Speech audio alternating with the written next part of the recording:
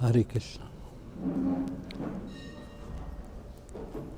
Hare Krishna. Nama Om Vishnu Padaya Krishna Prastaya Bhutale Srimate Bhaktivedanta Swamini Tanamani.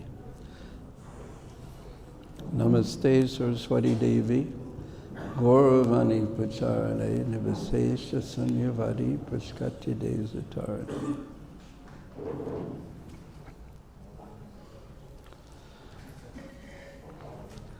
Om Akinatimilandasya Jana Jana Salakaya Saksu Similatan Jaina Tasmai Sri Gurave Namah Sri Chaitanya Manubhistam Stapitam Jaina Bhutale Sayam Rupa Kadamayam Dadati Sa Padantikam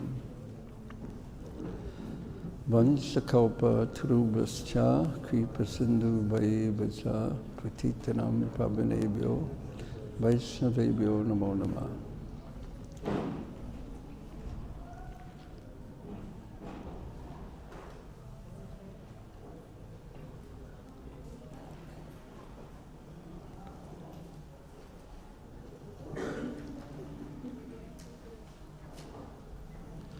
Hare Krishna.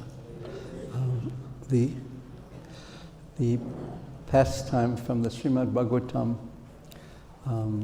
that we are going to speak about today, tomorrow, and the next day also, is one of the earliest pastimes, or one could practically say the first pastime that's discussed in the first canto. It's going to tell the story of Sri Narada Muni and his life and how he achieved perfection. In this pastime, that's so interesting actually. His life is such a template, it's such a model, a perfect model by which we can guide our lives. But it's in some senses it's different than what we would think usually, although in some ways it is exactly what we would think. But in some ways, very important ways, it's very different.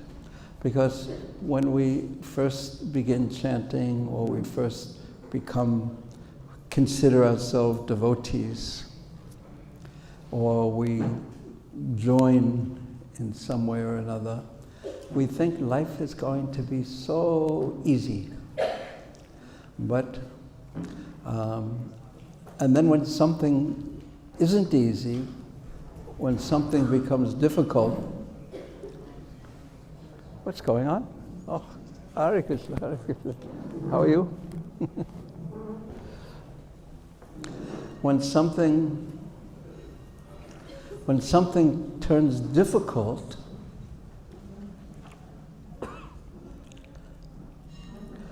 we tend to be surprised and think we're doing something wrong because everything hasn't gone according to our plan. But please know it for sure that the universe, and I'm sure you've all experienced this already, the universe is designed to not go according to our plan. This is the way it is designed. This is the way it works. Now, how to react to that? I just want to make one reminder announcement about the FM, also one translation. And just make that once. We interrupt this Bhagavatam class for a very important announcement. Go ahead. जिन बातों को अंग्रेजी समझ में नहीं आती 92.0 FM में हिंदी अनुवाद हो रहा है, क्योंकि आपने मोबाइल वगैरह से शुरू कर दिया 92.0 FM. Okay.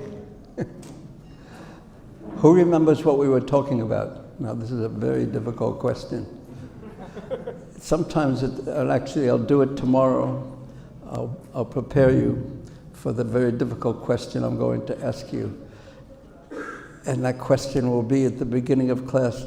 Does anyone remember anything from yesterday's class? Does anyone remember anything that happened yesterday at all? And in fact, I found that the class could be very intense and everyone could be listening very carefully, but as soon as we hear that magic mantra of Sarira Vidya Jal, then everything is forgotten. All philosophy, all everything.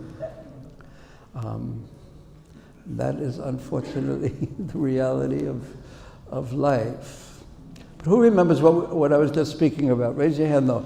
This is one of the rules we have, is please raise your hand and don't say anything until I point towards you. Yes, Prabhu.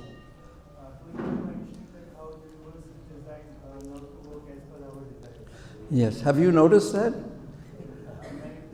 Yes, because there's an actual important purpose to that. Because this is not the spiritual world. This is not our home. And this world is designed to shake us so that we go home and we give ourselves to Krishna, and primarily that we place ourselves under Krishna's protection. Gotripte Varanam Tata. So the story of Narada Muni, the pastime of Sri Narada Muni, he narrates himself the beginning of his life, which is actually his previous life. The beginning of his life, which is actually the beginning of the pastime, which is actually his previous life. He's going to speak to Maharaj Yudhisthira. He's going to tell him what he was in his previous birth. Does anyone know Narada Muni's name in his previous birth? Yes. Upabharana. And he was a Gandharva. Gandharva is one who sings so sweetly and so perfectly. So in the 15th chapter, and by singing, by the way, in Srila Jiva Goswami and Bhakti Sandarbha, he says this is one of the best ways, or perhaps even the best way, to worship the Lord, is through music and singing. But it should be done for the Lord's pleasure, for Krishna's pleasure. Yes. So in the 15th chapter of which is the final chapter of the 7th canto, after the story of Prahlad Maharaj has been told, and the story of how Lord Nrsimhadev came to protect his boy devotee Prahlad, who was completely in love with him, who was completely dependent upon him, who knew nothing else but his Lord. After completing that pastime, and after completing the prayers that Prahlad gave to Lord Nrsimhadev, and Lord Nrsimhadev's response, affectionate response to those prayers, and then Prahlad's response to Lord Nrsimhadev's response. After repeating all these things, Maharaj Yudhisthira, after a little time, he asks, how do you achieve this consciousness? And in response to that, which is in the 11th chapter of the 7th canto, Narada Muni, Sri Narada Muni, he talks about the Varnashrama Dharma system. I mentioned this in the first of the japa classes because it starts off with practically Gurukule Vasandantam Gurohitam, Brahmacharya Gurukule. It means the purpose of education, the purpose of a young man's entering the Gurukula, or the place, or the family, or the school of the Guru, is to practice many things. He learns even Krishna did this. He learns the Vedic literatures, but essentially, the essence of what he's learning through brahmachari life is, do you know what? Yes. Yes, you remember, or you already knew that. He's learning to control his mind, and that's the purpose of obedience. That's the purpose of obedience, because if someone tells us, you should do this and you should do that, not the first thing, but very often the mind jumps up and said, no, that's not the best thing. Here's a different idea. But through obedience, and it's most easily done when a child is young, through obedience, he learns to control his mind and see the superiority of his teacher's intelligence. Because the young child doesn't have much intelligence. He's driven by just his mind's desires and his senses. So the teacher's intelligence takes the place of the child's yet undeveloped intelligence. And he learns to subordinate his mind, his sankalpa, vikalpa, his I want this and I don't want that. I don't want to go to school, I just want to eat ice cream all day long. He subordinates the desires of his mind to first the teacher's superior intelligence, and it's natural because the child is only 5 years old and the teacher is affectionate, he's kind, and he's so much more intelligent, he's learned. It's natural, and he's so much older and superior.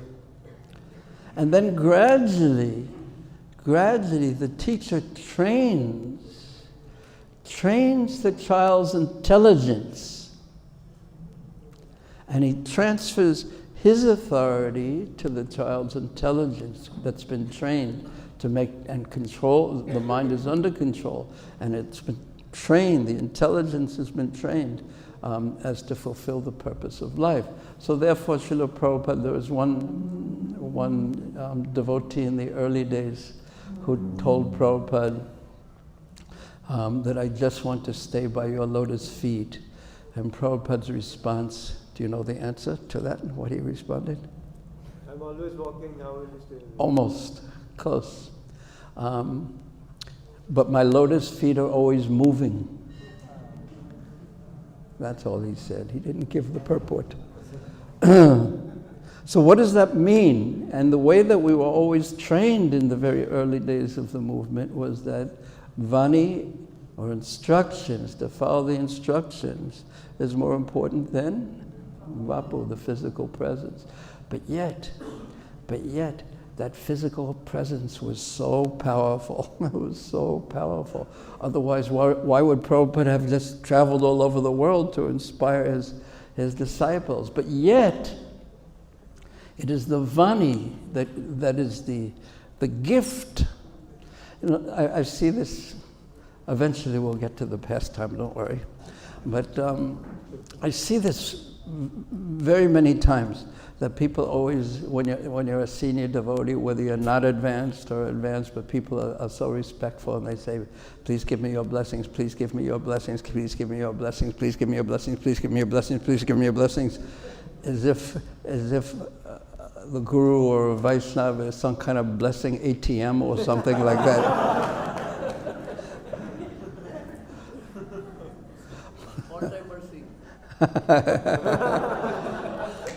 Yes, but sometimes the mercy comes in instructions.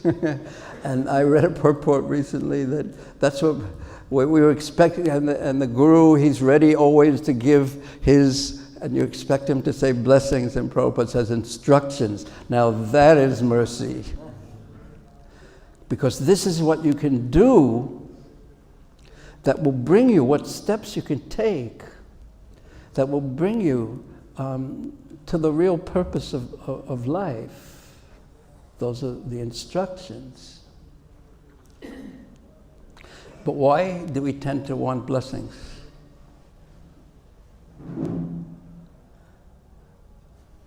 Okay, go ahead. You're a brave soul. Huh? Shortcut, like a pill. I don't have to work very hard. I just take a pill and suddenly, Radhe, Radhe. But it's not like, it really isn't like that. And I also see this as, in all relationships, including our relationship with Krishna, the problem is generally that you're always telling the other person what his duty is, or her duty is, and you're telling them what they should be doing, and they're telling you what you should be doing, and you're not doing. So you're telling them what their duty is, what their business is, and they're telling you what your business is. And no one's minding their own business. And if any of you are businessmen, you know that if you don't mind your own business, no one's going to mind your business for you. So in the Gurukula and in life, more or less what we have to learn to do is mind our business, mind our own business. And that means to understand what will be pleasing to Guru and Krishna and Vaishnavas and Prabhupada and Prabhupada's movement. What is my duty? And we should keep our mind on our own duty, basically. And I know when I was a younger devotee, I thought it was my duty to save the world. But Krishna let me know in his own ways that definitely wasn't my duty. Yeah. So it's very important that we should fix our consciousness on doing our own duty with great devotion. With devotion, and make that our offering to Krishna. Our own, by duty I mean service. So Narada Muni in his previous life, now before Prabhu mentioned what his name was, who knows what Narada Muni's name was in his previous life? Who has learned that? Raise your hand, just raise your hand. No, just raise your hand. Just raise your hand. I just want to see who is listening. Oh, now you can just raise your hand. Don't worry, I won't call on you. That was Upabarhana. So in the 15th chapter, I was speaking about Varnashrama actually, because the chapter 11, 12, 13, 14, 15 are primarily about Varnashrama. And in that context, I mentioned what a brahmachari, why one brahmacharya gurukule vashandantan gurohitam. And then so after that, at the very end of the 15th chapter, which is the final chapter in the 7th canto. How many chapters are there in the 7th canto? Well, I did tell you just then. In the 15th chapter, which is the final chapter of the... How many chapters are there in the 7th canto? Very good. But you didn't raise your hands. Very bad. And this room has so many corners, and I can send people to the corners if they don't wait till I call on them. So, Narada Muni, at the end of the 15th chapter, he begins to tell of his previous life. And he says, long, long ago, aham purabhavam kaschid Gandharva Upabarhana. I was this long ago in a previous millennium, I was a Gandharva known as Upabarhana. Nama nate mahakalpe Gandharvanam Shishushmanata. That I was respected. I was a Gandharva, and Gandharvas sing so sweetly. He was respected, even amongst the Gandharvas, he was respected by the other Gandharvas.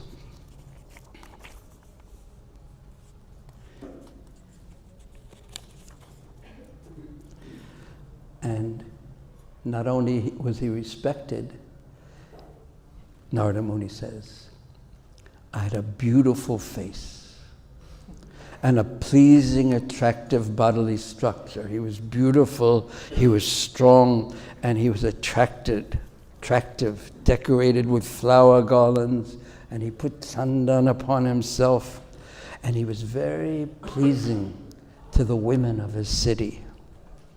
And thus he was bewildered. Why was that a bewilderment? It's because life is meant for pleasing Krishna. It's very, very, very simple. And he was always filled with desires to enjoy. In other words, he was feeling himself, he was looking at the world. He was looking at the world as if the objects of this world were indeed objects, things meant for his enjoyment. And this is what the prime thing that false ego does, ahankara, vamudapma. It bewilders us. And this is actually the gift of Maya. I've read recently in one book written, that approved by Srila Bhaktisiddhanta Saraswati Thakur and Srila Prabhupada, he explaining how before the soul actually chooses to come to the material world, the internal energy, or perhaps it was the external energy, warns him, don't do this, don't do this. You'll regret it, you'll suffer. But that soul has some enmity, some envy of Krishna. And then Krishna bule se jeev anadi abhayamuk. He literally turns his back on Krishna and his relationship with Krishna. So within every conditioned soul, there is such a strong tendency to not to place Krishna in the center of my life. This is what it means to be a conditioned soul. And as a result of that, the Maya Shakti, and this is as described by Kapila Muni in the 3rd canto of the Bhagavatam, the Maya Shakti places us in the material world. And the whole material world is based on the concept of false ego, which means turning our back on our relationship with Krishna, and we're given a material mind. And I like to think of the material mind, or the subtle body, or the chitta, there's so many ways to describe it, as like a bubble of consciousness, or covering our actual consciousness, polluted consciousness, mind, false ego, and intelligence. The subtle body, it covers our true identity. And because we don't want Krishna in the center, which is actually who we are, we're living in this illusory bubble. And the central point of the illusory bubble of ahankara is that I think I am the center. And this is what the material world is. It's over this more than 6 billion human beings and countless other living entities that are all thinking that I am the center, and everything that I see, everything I perceive is meant for me and my pleasure. We become so angry at a mosquito who comes, when he senses that our body is there, the mosquito just sees, your body is meant for me to suck blood from. Your existence is meant for my pleasure. And this is what false ego does to every single conditioned soul, Bhadajiv.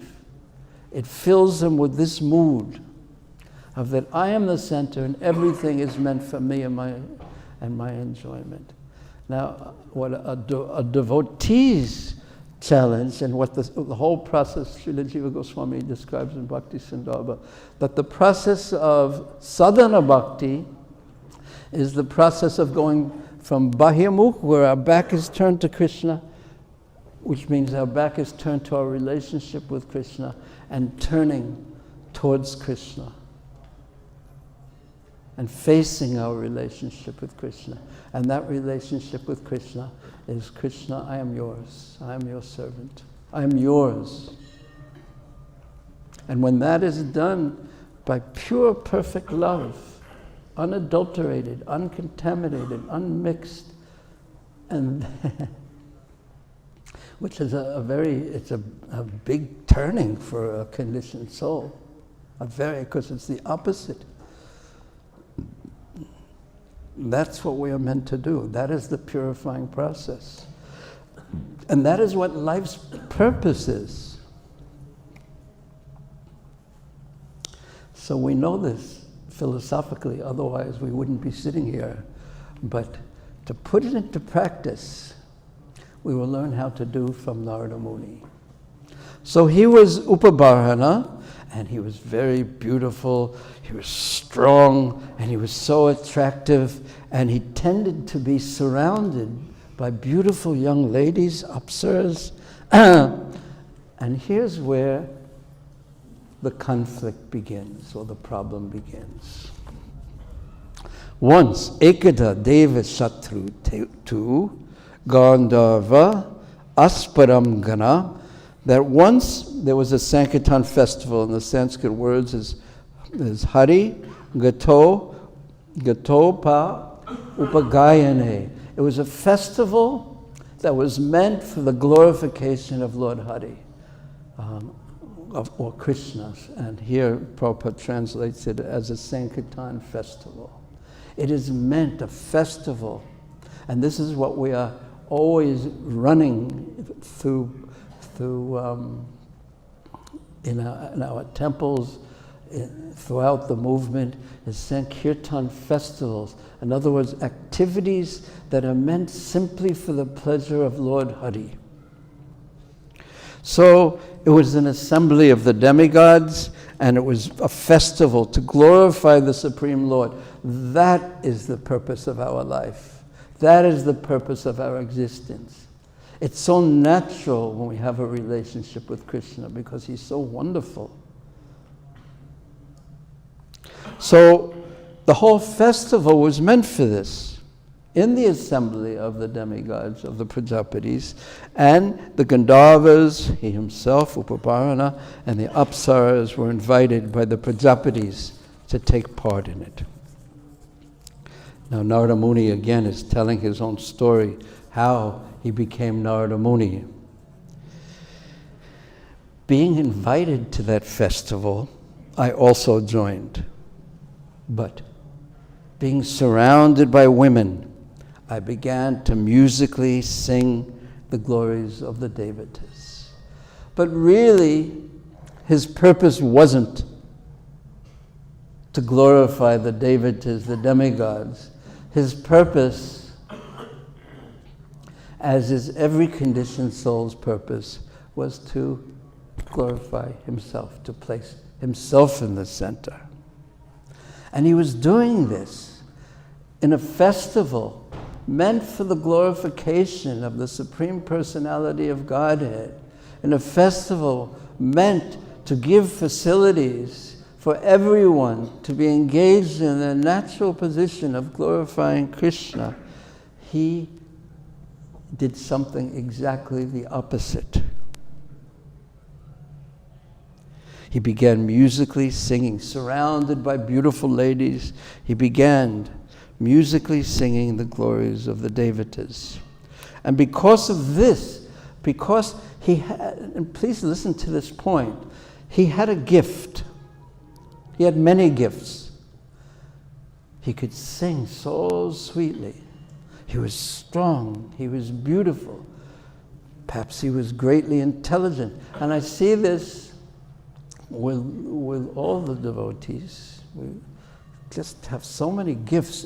And in one sense, there's this wonderful commentary by Srila Vishwanath Chakravarti Thakur somewhere in the 10th canto. I can't remember exactly where. But he explains that every living entity is an individual, a unique person, a unique soul, not exactly the same as any other living entity.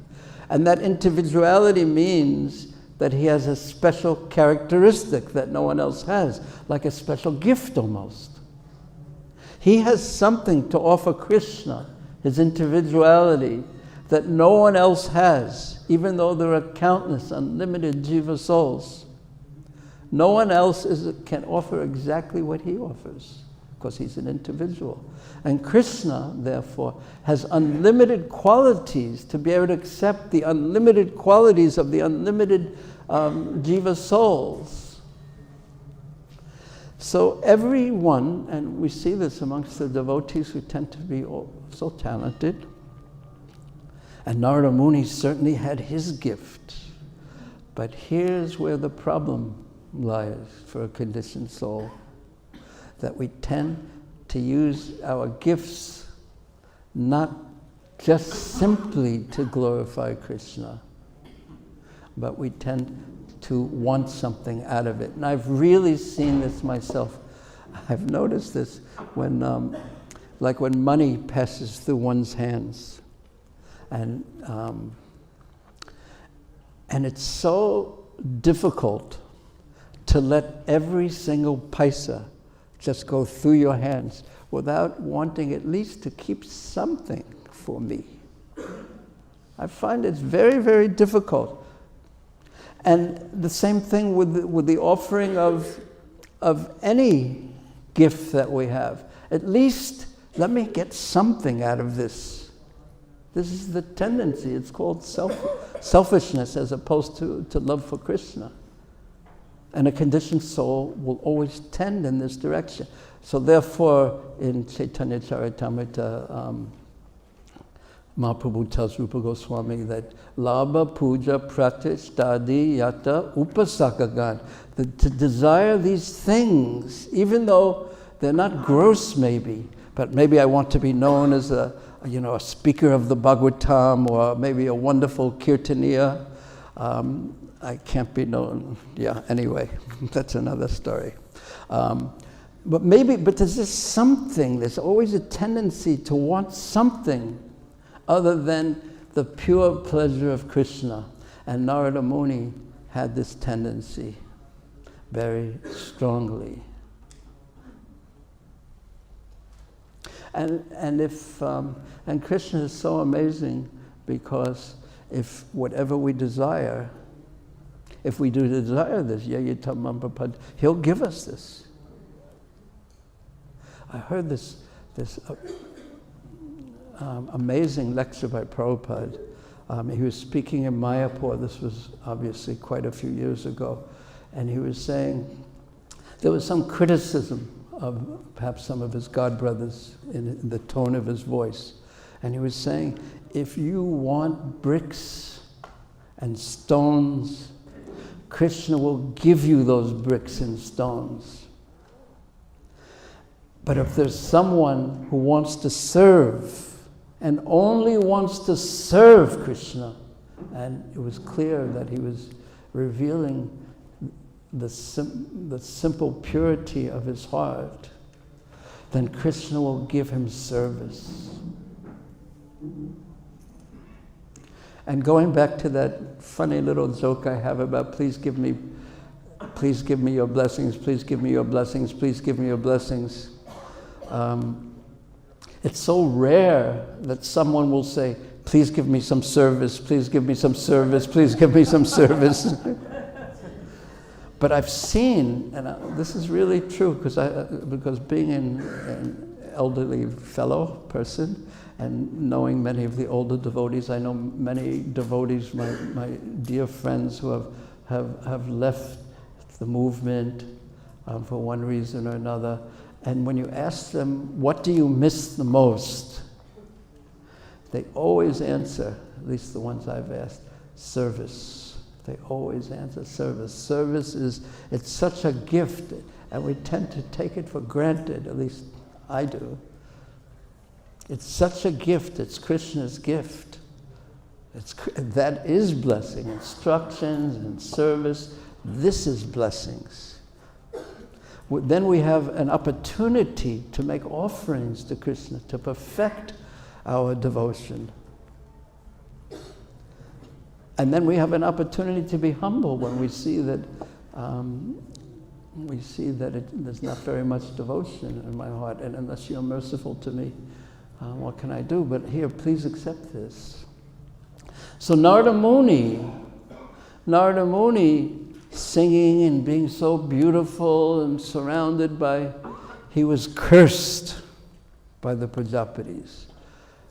And this is what happens.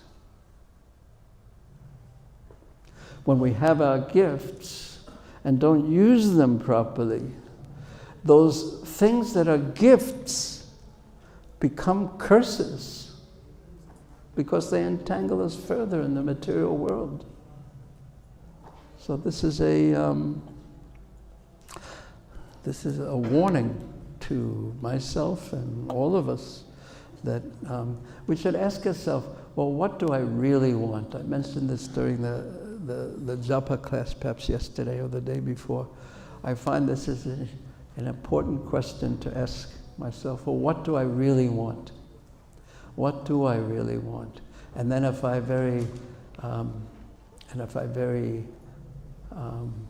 the sincerest part of me, if it answers, well, I only want to serve you, dear Lord, dear Srila Prabhupada, then I tend to hear the reply from inside, oh, really?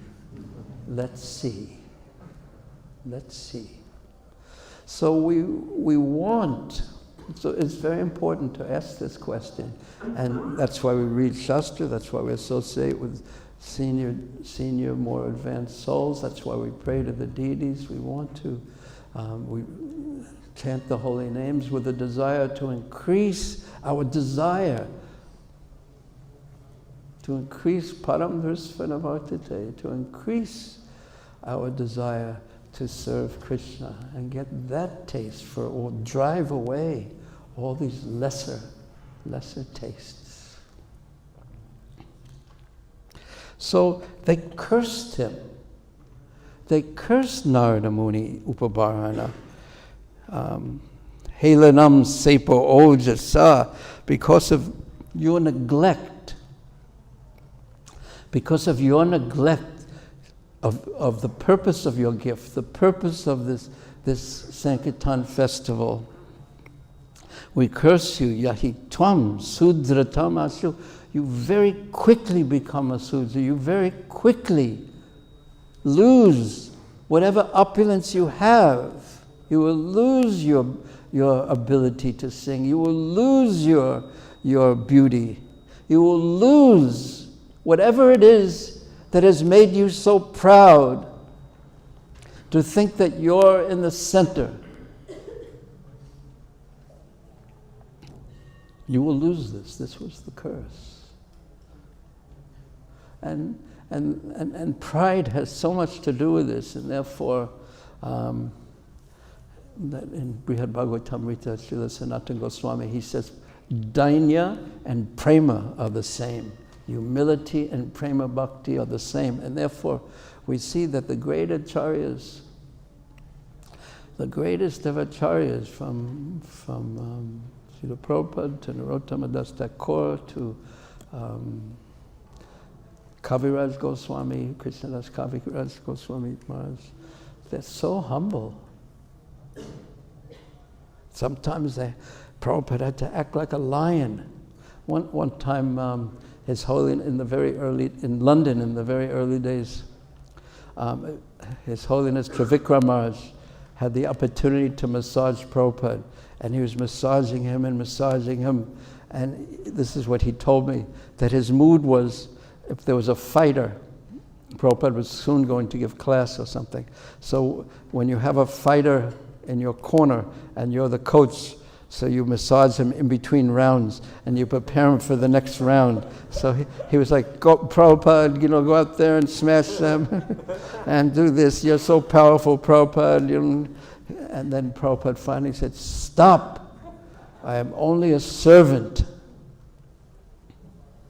He acted like a lion sometimes, but his abhiman, his mood, internal mood was, I am a servant of my Guru Maharaj. One time he said that my Guru Maharaj is diamond or gold, and I am just the glitter. I'm just a reflection of that. So he was cursed to become a Sudra. And that was going, or not that to become a Sudra exactly, but specifically it says Sudra, but that he would lose whatever he had that he was proud of, that was causing him to deepen his entanglement in the material world. He was going to lose it. And therefore, Raghunath Das Goswami says in his Manushiksha that Sada Damba Hitva, that first of all you should give up pride. Give up pride, because every conditioned soul has so much pride. And therefore we think of ourselves central, and we're forced to live in the bubble of illusion called our material mind. But there's pride in there. There's pride. Otherwise, how could we think we're the center? So, you immediately become a Sudra, devoid of beauty. Nasta Sri. You are proud of your beauty, your Sri, your opulence. Now you will lose it all. And Krita Helena, because of your neglect of using your gift properly. Helena, neglect.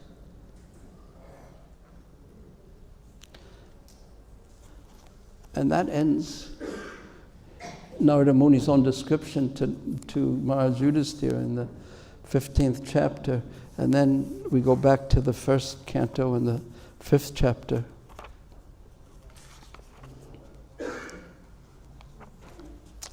And this brings, and then Narada Muni, he takes his birth in a very humble circumstance. He takes his birth. I was born, this is in the 5th chapter, the 23rd verse. I was born as the son of a certain maidservant. His mother was just a servant in some Brahmin like hotel, or sometimes it is said a Brahmin kule, like a school, or she was just a servant, and he was just a servant's son. But there was no finances, no wealth, no beauty, no position, just a insignificant. There's no mention of a father being there even. He didn't either know or have a father. Completely dependent upon his mother, who was completely dependent upon those who were caring for her. And there he was. Now, I wanted to bring up the first point because we also titled this little seminar about one truth, one story, four truths. So there are four truths that I want to bring up. We could have made so many truths out of this, but I've tried to keep it simple. I easily could have put in there, give up pride, give up pride. First, give up pride. And it's clear, actually, when people criticize you or me, they only know a little bit. Just imagine if you had a loudspeaker hooked up to your mind. Of course, for some of you, it wouldn't be a problem because everyone would be hearing kirtan. But for some of us, it would be very embarrassing, and we wouldn't have a friend in the world. In fact, no one would ever talk to us because no one escapes the criticisms of the mind. So that could have been another point, give up pride. No one knows better than me why I have no reason to be proud. But yet, the nature of false ego is pride. But that could have been one truth. But here we put this one, that who will be very kind to read this in a booming voice, or at least a loud voice? Okay. Yes, there we go. I knew we had the... Truth one. The root cause of a current suffering is difficult to discern and therefore complicated to dissolve. So there was Narada Muni. Thank you. Well done, but don't get proud. Otherwise you'll lose your voice like me.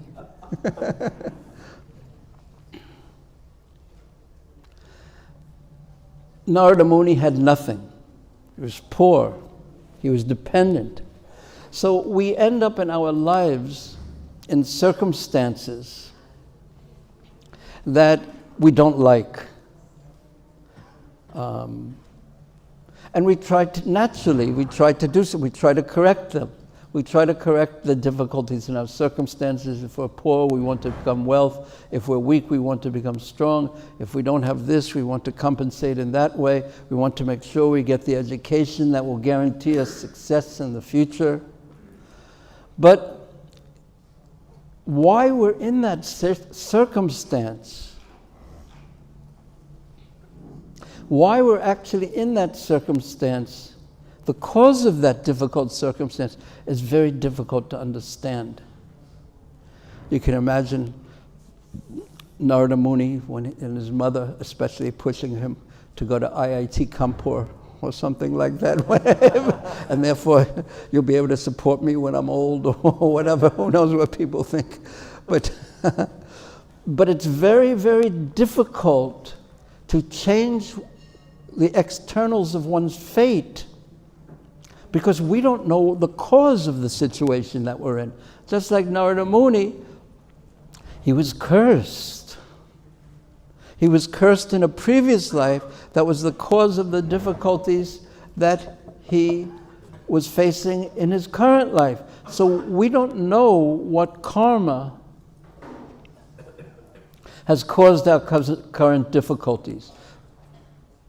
We don't know what karma, how many births ago, maybe I did something 30 or 40 or even 1,000 or 10,000 births ago that I'm suffering for.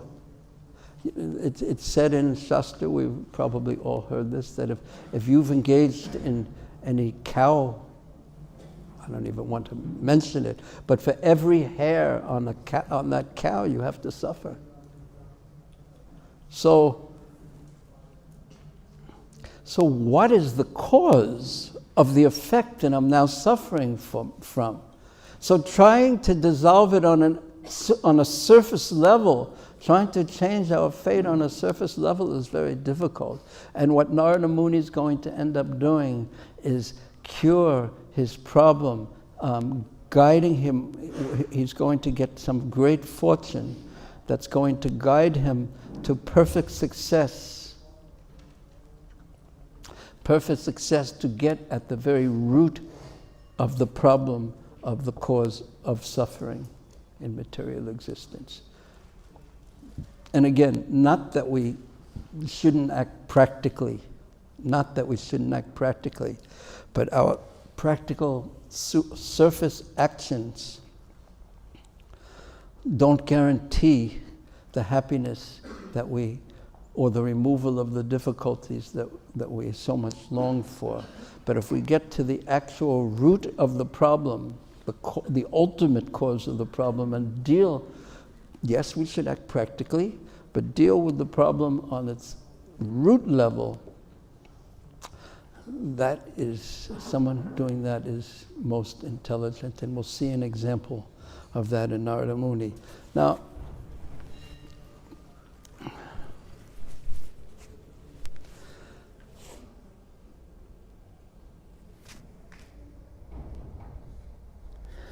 it's interesting to note that the great fortune that Narada Muni is going to experience comes in the form of a curse first, a difficulty. Because this, in one sense, is the art of spiritual life, to somehow find Krishna's mercy in all difficulties, and finding Krishna in them, and seeing how Krishna, and the same thing on the other side, the blessing that Narada Muni had of his beauty, his strength, his respect by everyone, his incredibly beautiful singing voice, turned out to be the cause of his curse. And the curse, on the other hand, is going to turn out to be the cause of his blessing. This is Krishna's way of dealing. No one wants curses. Everyone wants blessings. But we have to find Krishna in whatever circumstance we find ourselves in. So here is where it really starts, the fortune begins. O Muni, he's speaking to Srila Vyasadeva. Narada is continuing in the 5th chapter of the 1st canto. O Muni, in the last millennium, I was born as the son of a certain maidservant, engaged in the service of brahmanas who are following the principles of Vedanta, Vedavadinam. When they were living together during the 4 months of the rainy season, I was engaged in their personal service. Now here was a young boy, and he was the son of a maidservant, a servant lady, and he also naturally had a mood of service. And some Bhakti Vedantas had stopped at the place where his mother was serving during the Chaturmasya, the 4 months of the rainy season, and he had the opportunity to serve them, to associate with them, to serve them, although they were great exalted souls, and he was just a mere 4-year-old, 5-year-old boy, and he was serving them. Please go get this, get that, please get this, do this, wash these plates, wash the clothes. And he was humble at this time.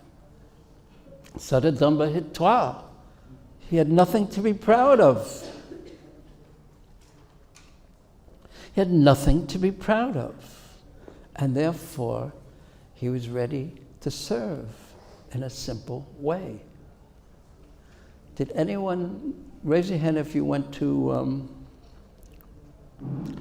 engineering college. I asked this a couple of days ago. Raise your hand if you're trained as an engineer. Raise your hand if you had some other higher education. Okay. Doctors, lawyers. No one will admit to being a lawyer. Oh, yes, only one, yes. Hare Krishna, we are respectful. Bakil Sab. I'll give you some sweets after class, don't worry.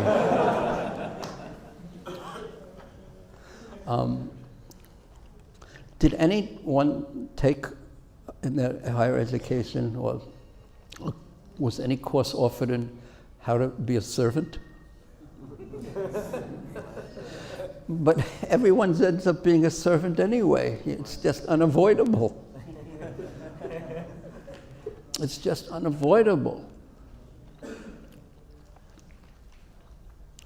But Narada Muni was engaged in their personal service.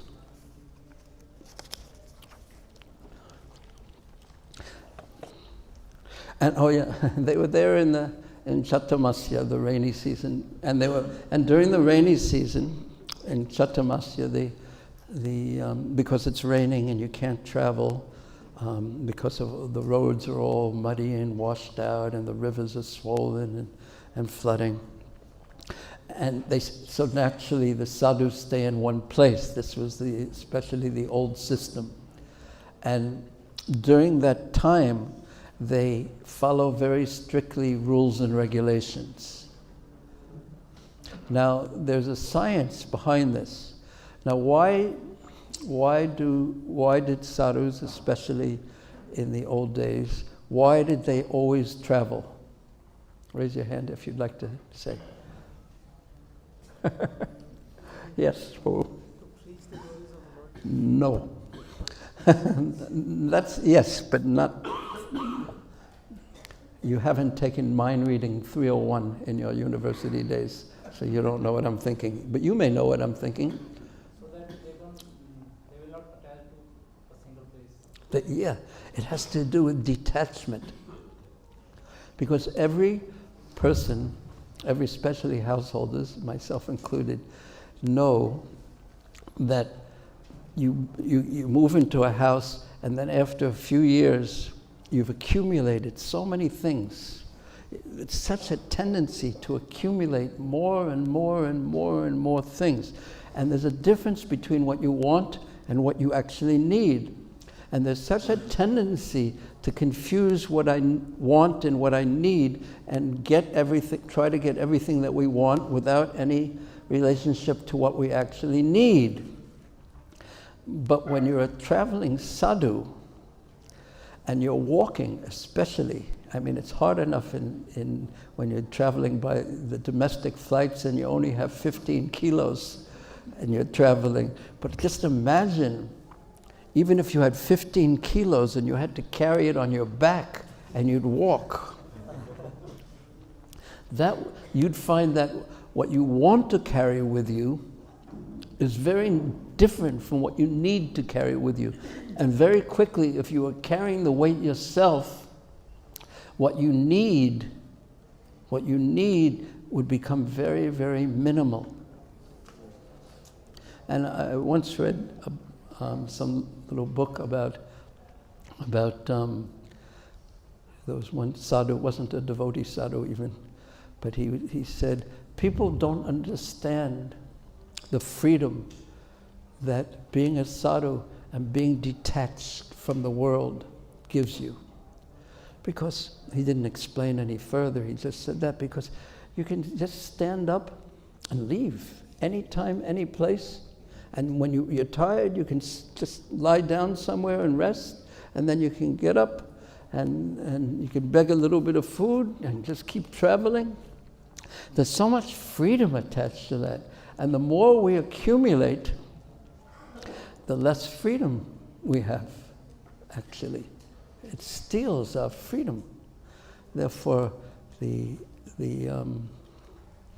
brahmacharis, sometimes they have to go on traveling sankirtan and things like that, and it's very healthy, very important. Maybe the householders should also get a householder traveling sankirtan bus too and do the same thing sometimes. maybe vanaprasthas. I knew actually many years ago a devotee who had escaped. He had left the Ukraine in Europe during a war many years ago when there was bombing and this and that, and he and all the people in his village left. And when they left, they were heading towards the west, towards Western Europe. And they all had to, just imagine you're leaving your home. Now what are you going to take with you? You value so many things, you've accumulated so many things. What are you going to take with you? So everyone they took carts and filled their carts with the things, and they were carrying so many things. But as they were walking and walking and walking, he told me that there were so many valuable things thrown on each side of the road because they had to carry them with them. So the sadhus who traveled for 8 months of the year was so careful and so sincere and so strictly followed the Vedic principles that during the 4 months of the rainy season, when they couldn't travel, to stop them from accumulating things which would hurt their spiritual life, because we want to develop attachment for Krishna. We want to develop attachment for Krishna, for transcendence, for Krishna, not for the things of this world, which ultimately we have to give up anyway. So during those 4 months, Chaturmasya, they were very strict in following rules and regulations that would increase their attachment to Krishna and not allow them to have any material attachments. And these Bhakti Vedantas, who had stopped in the same place where Sri Narada Muni, the little boy who is 5 years old, this is about how tall a 5-year-old is, am I correct? Any owners of 5-year-olds here? Do I have it right here? Yes, okay, there's a wise householder. So little, and he was serving them. And although they were impartial by nature, those followers of Vedanta, they blessed me with their causeless mercy.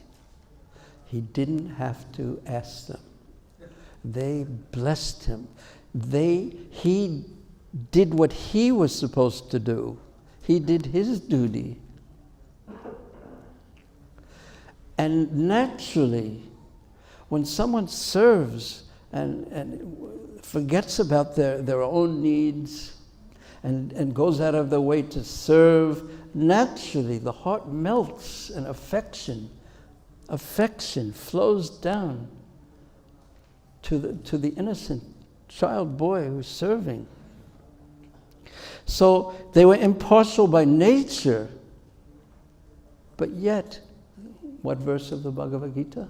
Vinavanaya sampane, brahmanika vidhastini.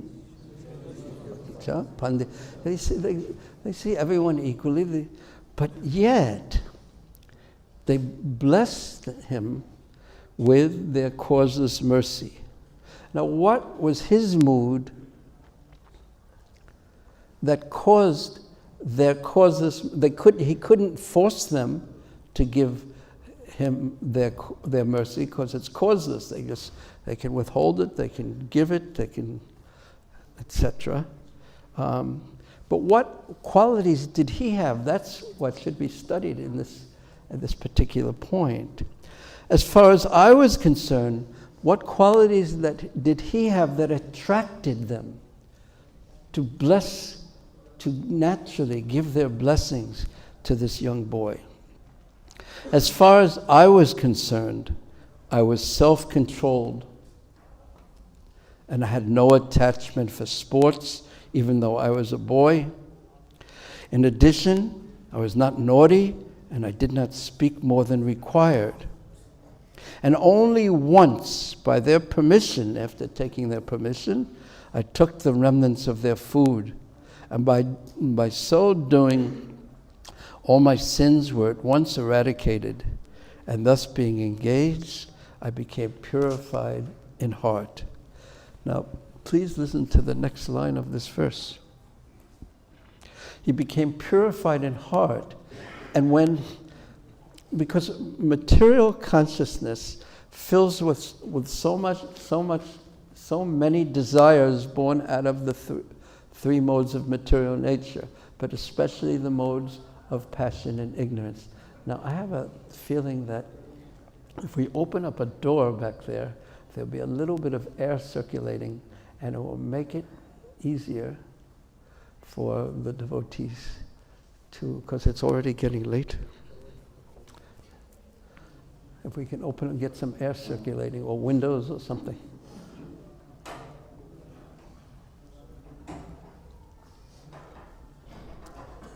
Now, after we finish this, I'm going to ask you if you remember anything about what we were talking about.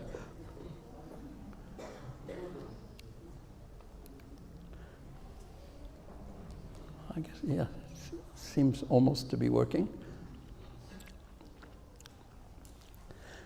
Do you remember what we were talking about? I was going to reveal a very important secret. Do you remember? Yes, we were talking about Narada Muni. Very good.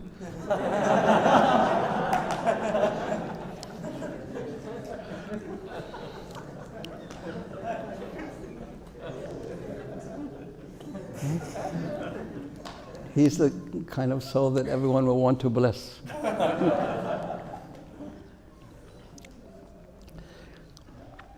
He was serving them with a pure and simple heart, and his heart became purified in that service, including taking the remnants of their food. Now, what is the result of that?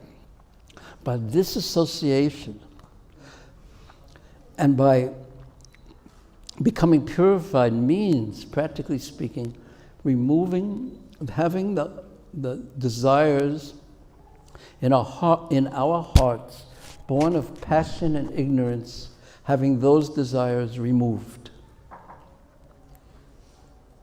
Because we struggle with those things, with those desires, but they're born of the modes of material nature, and as long as we have passion and ignorance, those desires will be there. And therefore the Krishna conscious lifestyle is basically one of sattva gun, with everything offered to Krishna, the getting up early, the diet, etc., the chanting.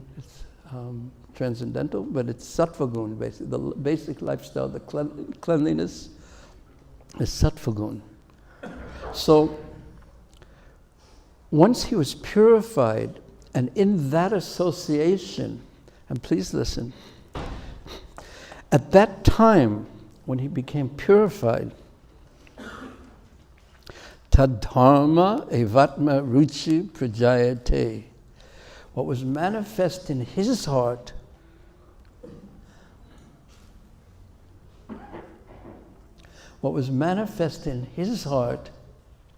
was the tastes, the attractions that they had in their hearts. And this is the purpose of association with devotees. This is the goal, is that the taste, the attractions that a devotee has in his heart can be transferred by association into our heart. And according to Srila Bhaktivinoda Thakur, that is the actual bhakti lata bija. That is the seed of devotion. It is ruchi, it is a taste. It is a taste, meaning that I don't want the goal of my life to be anything of this world. It's a faith, it's shraddha, it's also said. I don't want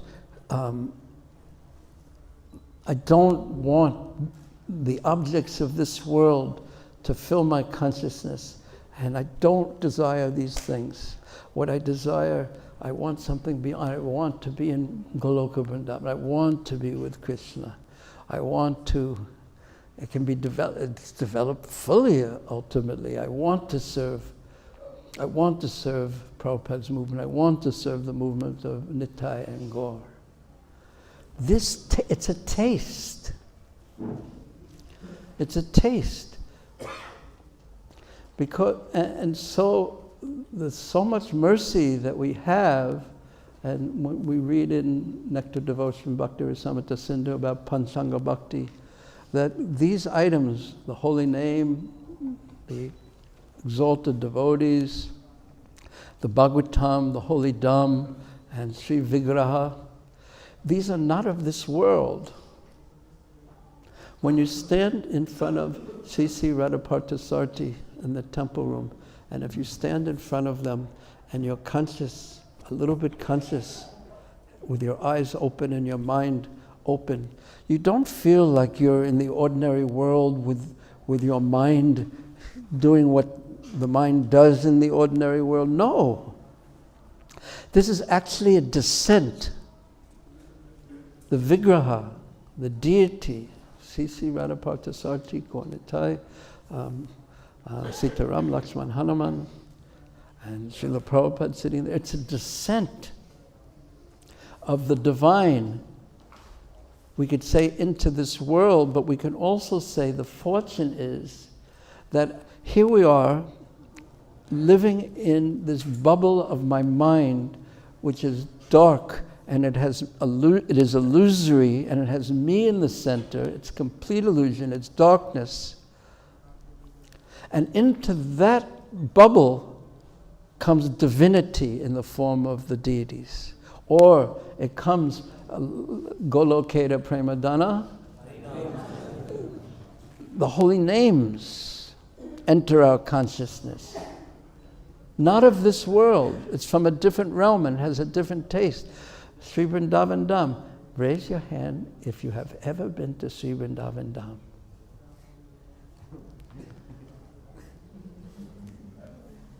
You've never been to Vrindavan? Huh? I thought your temple president must have been very cruel to you and not let you go to Vrindavan ever. You thought it was a trick question. Yes, I was trying to trick you. Yeah, okay. I wasn't. I meant it in a simple way. All the tricks I'll catch you with later. But you know, when one comes to Vrindavan, it's not like you're going to what is it? Sanket or Yeah, there's so many, I can't remember. It's been a long, I don't spend, excuse me? Nehru Place, we can say, or something like that. Where's that? What's that one by Palam? But it was Palam, it used to be the airport, and then there was Anand Bihar. Nanda Ketan, yes, that is the one I was thinking of. So it's not like you're entering to a different realm when you go to Vrindavan. You may not, according to our advancement, we perceive it in one way or another, but no one thinks this is an ordinary place. It is like if you hold up a curtain over here and there's a light, everyone knows, you can just perceive there's some deep, sweet reality here. And I can't lift the curtain fully, perhaps, but it's there. Everyone knows this. And it's like coming through to us, and we taste that. And therefore, all the devotees in Delhi always want to go to Vrindavan. But we could have a whole another class on this, that it's not so easy to go to Vrindavan and have the curtain rise. You have to have the right consciousness for that. And another point on it is, you can experience that right when you're standing in front of our dear Radha Parthasarthi. It's not of this, they're not of this world. So the holy names, they are not of this world. Holy association of devotees, it's not of this world. The Bhagavatam. And which one did I forget just then? The Dham, the deities, the Bhagavatam, the association of devotees, and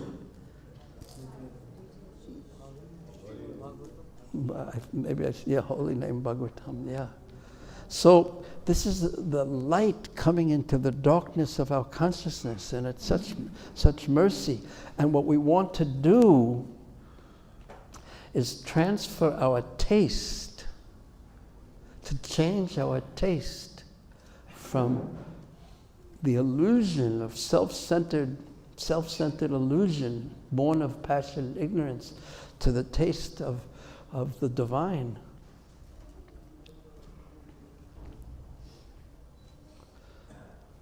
So, because of the purity and simplicity and the humility and the serving mood that this little boy had, and then following that, their blessings, they gave him their causeless mercy. The taste that they had for the spiritual realm entered his heart. And therefore it says, it became attractive. The very nature, tadharma, evatma, ruchi, prajayate, it manifested, it took birth by that association in his heart.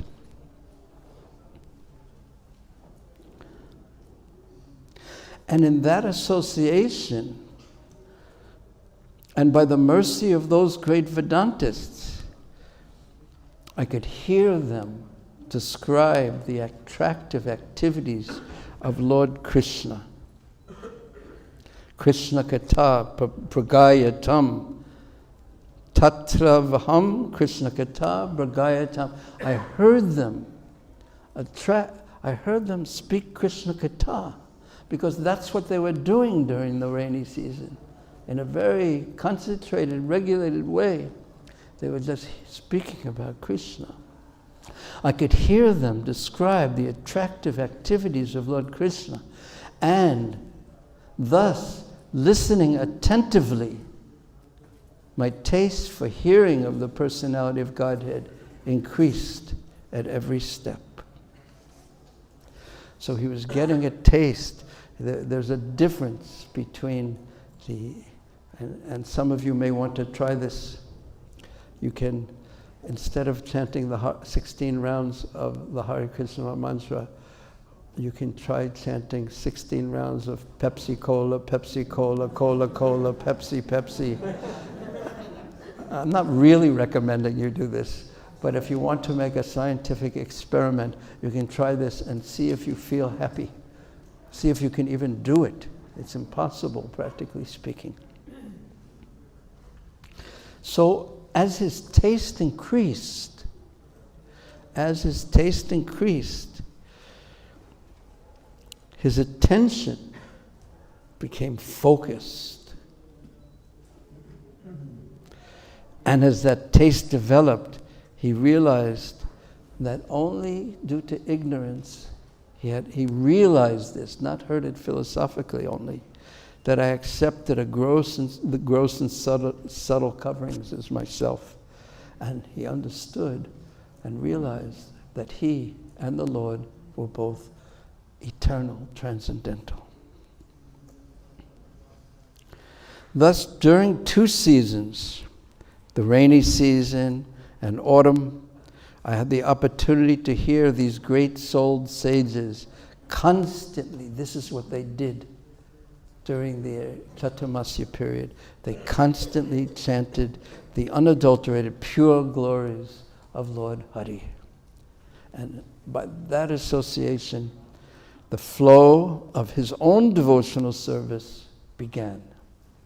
And the coverings of the modes of passion and ignorance vanished.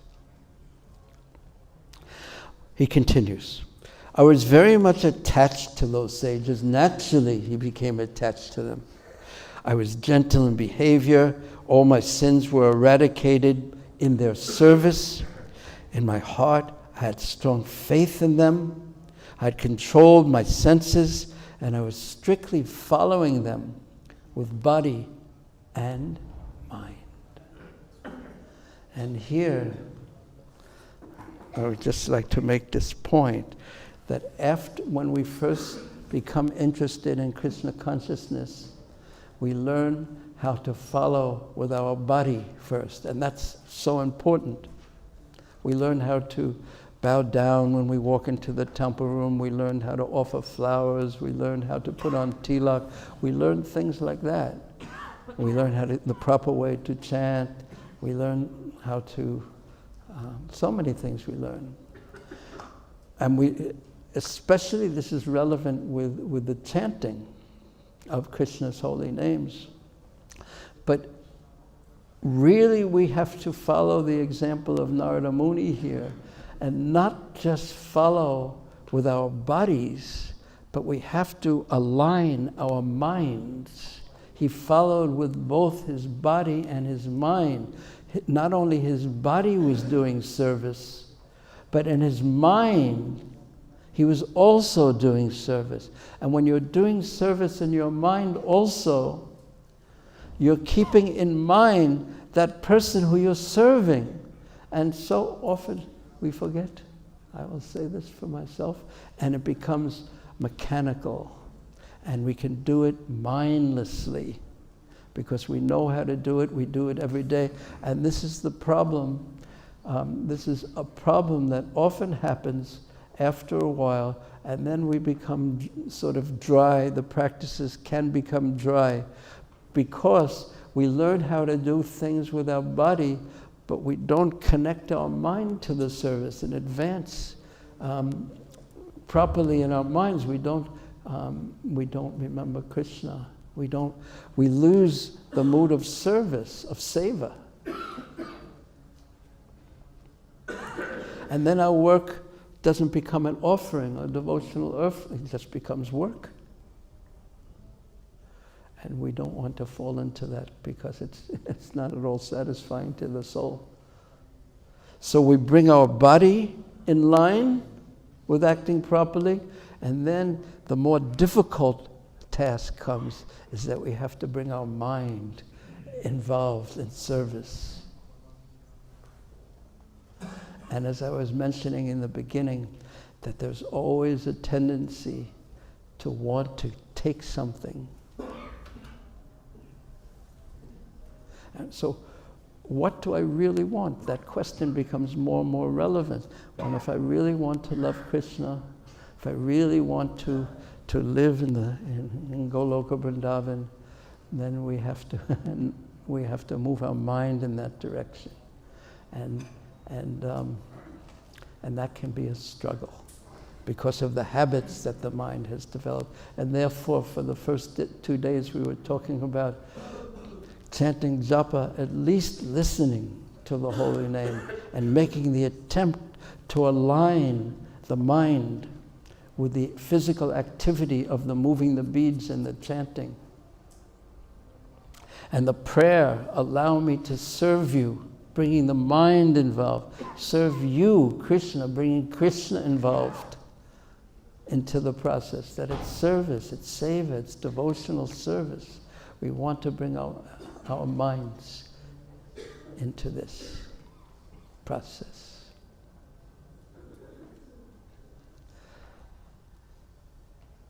So he was strictly following them, strictly with body and mind. Now he's ideal, he's a Mahajana. And we hold up his example before us as something that we make our strong attempt to follow.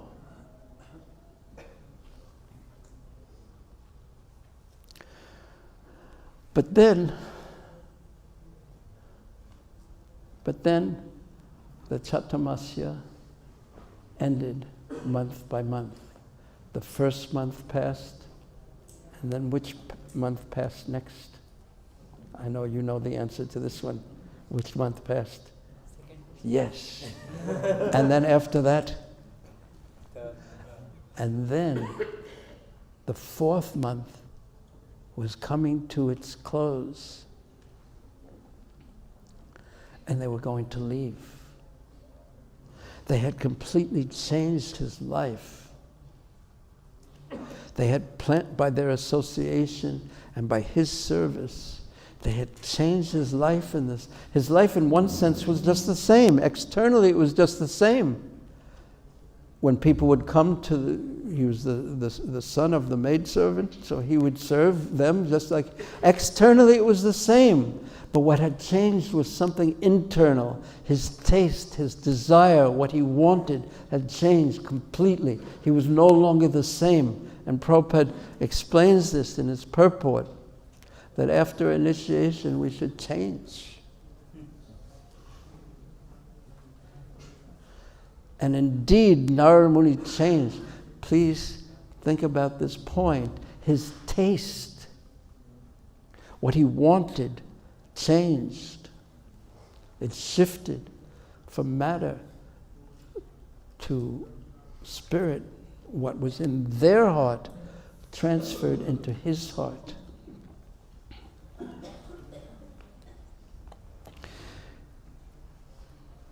And the 4 months ended. And as they were leaving, they had already given him everything, but they wanted to give him something else too. Those Bhaktivedantas, Jnanam Guyatamam Yattad, Sakshad Bhagavatotamam Ditam, that they decided to give him the same knowledge, the same instructions that the Supreme Lord himself had spoken. Why did they decide to do this? On one level, because he was so qualified, but on another level, because Kripaya Dina Vatsala, because they were naturally very kind to the poor and to the meek, to those who are humble. Naturally, they who are equal to all living entities were kind, and their kindness took the form of giving him instructions that by following those instructions, he perfected his life. And tomorrow, we shall speak about those instructions.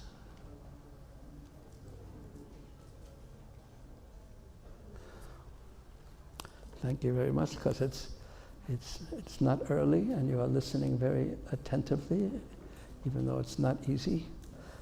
So thank you very much for that. Does anyone have any questions or comments? Yes, Prabhu.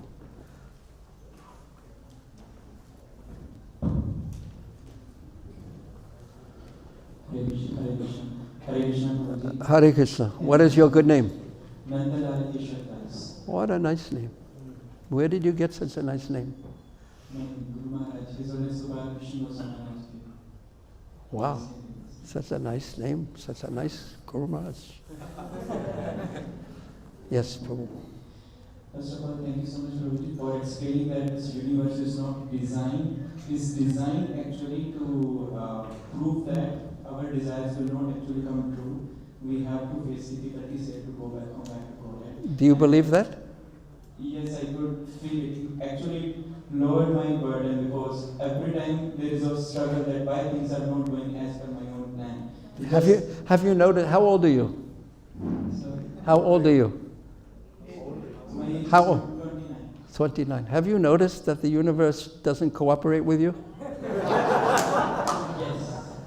Because I'm always making so many plans in Yeah. my mind, but things are not going exactly as per I was planning. Exactly, but generally they go as according to your plans. We should put you in charge of Delhi traffic. If you can make things generally go according to your